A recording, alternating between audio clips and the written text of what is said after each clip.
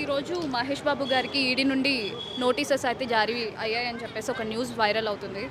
So ఆయన ఒక బ్రాండ్ని ప్రమోట్ చేసినందుకు ఆయనకి కేసు వేసినట్టు తెలుస్తుంది. అవునండి. ఇప్పుడు చాలామంది కేసు ఎక్కువ అవుతున్నాయి. మాకు చాలామంది కేసు వేయని కొంతమంది చాలామంది కూడా జైలుకి వెళ్ళి మళ్ళీ వచ్చిన వాళ్ళే. ఇవి కూడా సామాన్యంగా ఏంటి ప్రమోషన్ గురించి ఆపేసుకోవాలి. ఎందుకంటే మరి పద్దాకి నోటీసులు రావడం చాలా కరెక్ట్ కాదు ఇది. ఫ్యాన్స్ కాబట్టి కొంతమంది వాళ్ళ ఇష్టం, కొంతమంది అయితే ప్రకారంగా చేసుకోవాలని చేసుకుంటారు. వాళ్ళు తప్ప వాళ్ళ దమ్మరం వాళ్ళకు ఉంది. మనకు అది చెప్పడానికి మనం కాదు కదా మరి.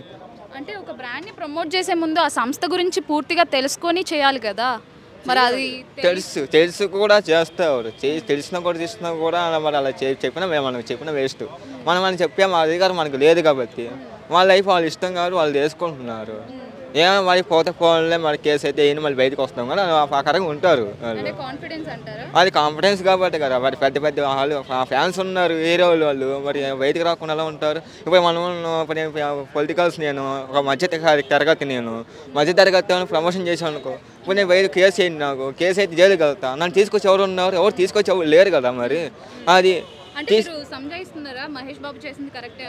అది కూడా కరెక్టే కాదు. మంచి పేరు తెచ్చుకున్న సూపర్ స్టార్ తెచ్చుకున్న మనిషిని కూడా ఇలా చేయడం కూడా చాలా బ్యాడ్ అండి.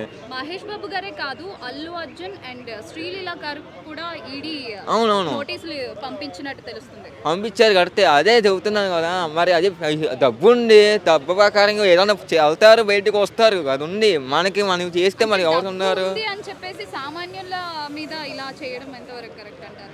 అదే మోసం చేసినట్టే కదా. ఇప్పుడు అవును, ఫ్లాట్ ని ఇద్దరికి ముగ్గురికి రిజిస్ట్రేషన్ చేయించారు, అది ఎంతవరకు కరెక్ట్? అది కరెక్ట్. ఇప్పుడు నేను ఉన్నానండి, నాకు డబ్బు అవసరం బాగా నేను ప్రమోషన్ చేస్తా.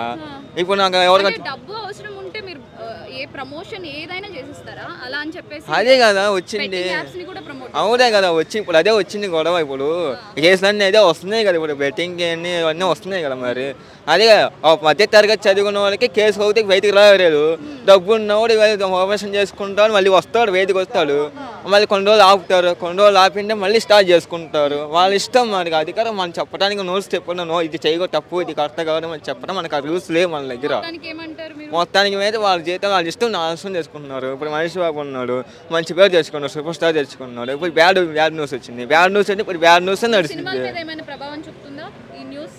ఈ న్యూస్ మళ్ళీ ఏమైంది, ఒక చిన్న కేసు పోతే ఓన్లీ మళ్ళీ ఆడియన్స్ సినిమాలు ఎత్తాను జరుగుతాయి. మళ్ళీ ఫ్యాన్స్ ఉంటారు కదా, ఫ్యాన్స్ ప్రకారం గెలిపిస్తారు. ఇంకేం దాంట్లో మరి అది.